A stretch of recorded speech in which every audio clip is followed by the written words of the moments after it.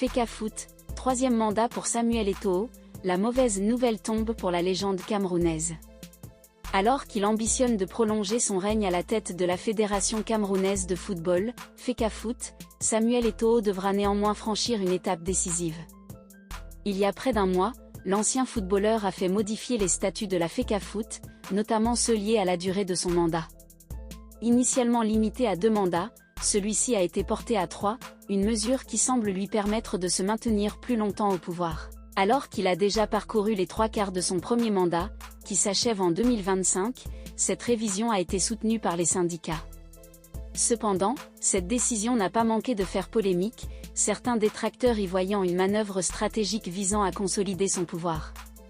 Ces changements ont été soumis à l'approbation du ministre des Sports, Narcisse Mouel-Kombi.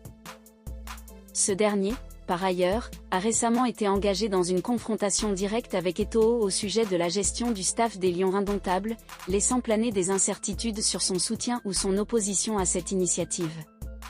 Mouel-Kombi fixe une condition à Samuel Eto'o. Réceptif aux revendications des opposants à Samuel Eto'o, le ministre des Sports, Narcisse Mouel-Kombi, a conditionné la validation des nouveaux statuts de la Fecafoot à un contrôle de conformité préalable effectué par son ministère, MINSEP. Dans une lettre adressée à l'ancien capitaine des Lions indomptables, le ministre a exigé un exposé des motifs d'édite modification ou tout autre document explicatif de leur fondement. Le ministre justifie cette démarche en évoquant les impératifs légaux liés à ce contrôle, ceci, en raison des contraintes et exigences inhérentes au contrôle de conformité indispensable, précise-t-il.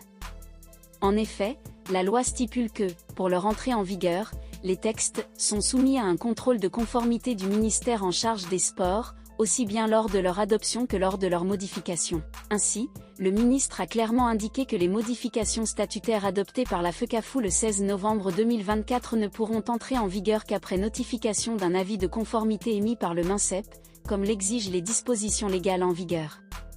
Vers un nouveau bras de fer entre Eto'o et Mouel-Kombi ? La condition posée par le ministre des Sports, Narcisse Mouel-Kombi, pourrait ouvrir un nouveau chapitre de tension entre les deux figures influentes du football camerounais.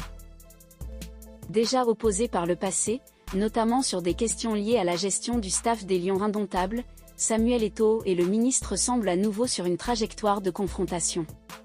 Ce contrôle de conformité exigé par le MINSEP, perçu par certains comme une entrave aux ambitions de l'actuel président de la Fecafoot, pourrait bien devenir un nouveau front dans ce duel de pouvoir, où chaque décision semble alimenter une rivalité déjà bien ancrée.